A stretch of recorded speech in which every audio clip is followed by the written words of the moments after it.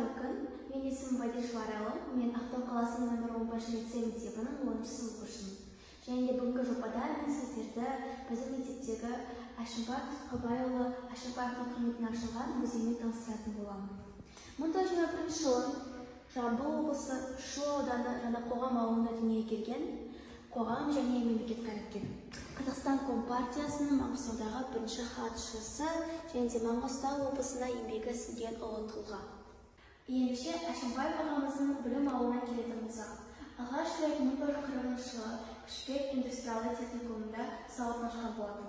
Араға 12 жыл салып 1952 жылы Қазақтың Абай атындағы пединститутында білім алды.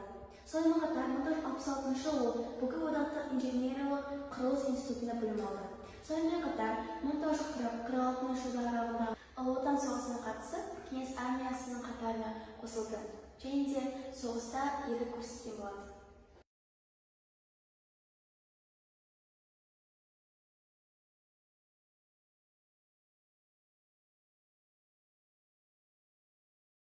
Алған марапаттарын тоқталып кететін болсақ, онда оның ішінде 2 мәрте еңбек қызыл ту, қызыл жұлдыз ордені, Кенигсберг медалі және де Октябрь революциясының марапаты.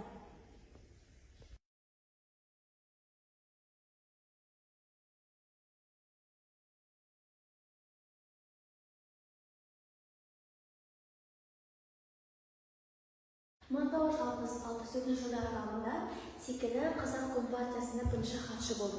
1965 жылдар аралығында ол Қазақ КСР ауыр өндірісінде директор қызметін атқарған болатын.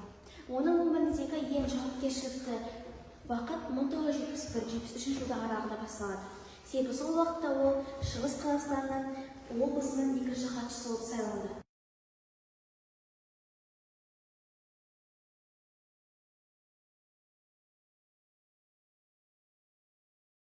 Ал киелі Маңғыстау өңіріне ол 1973 жылы келеді. Және де оның еңбек еткен, қызмет атқарған 7 жыл ішінде біздің Маңғыстау өңірі деген өзінің ең жақсы, ең күшті кезеңдерін өз басына атқарады. Неліктен десеңіз, себебі біріншіден біз өңірімізде өнеркәсіп пен индустрия дамиды. Не істей аласыз?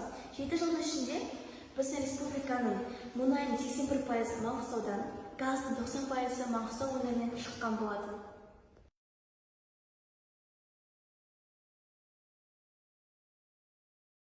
2021 жылы 1 наурызда республика көлемінде өткенсіз өмір, бүгінсіз өмір жоқ атты Әшімбаев Тұтқабай атамыздың 100 жылдық мерейтойына орай шара өткен болады. Және де біздің мектепте соған белсене атсалысты.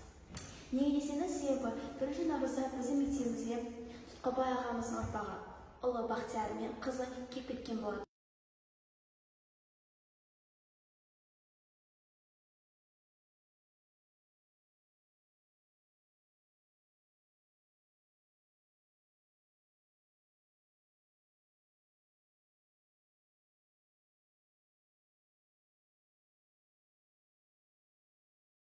Мың 1977 жылы Маңғыстау облысы Ақтау қаласында алғашқы орыс қазақ емес, таза қазақ тілінде білім беретін мектеп ашылды.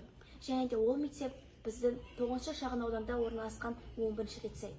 Елестете аласыз ба, кезінде КСР уақытында ұлтшыл деген жаладан қорықпай, Әшімбаев Тұтқабай Әшімбайұлы атамыз осында бізге халықтың білім мен ағарту жолында үлкен мұра қалдырған болатын. Саудың астында мұнай, көгінде Құдай, ортасында Адай, ал басшысы Тұтқабай деп Дінмұхамбет Қонаев атамыз бекер айтып кетпеген болады.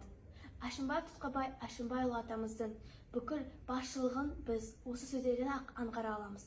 Және де 7 минуттық видеороликпен оның атқарған үлкен қызметімен бізге қалдырған мұрасын сипаттап жеткізе алмаймыз.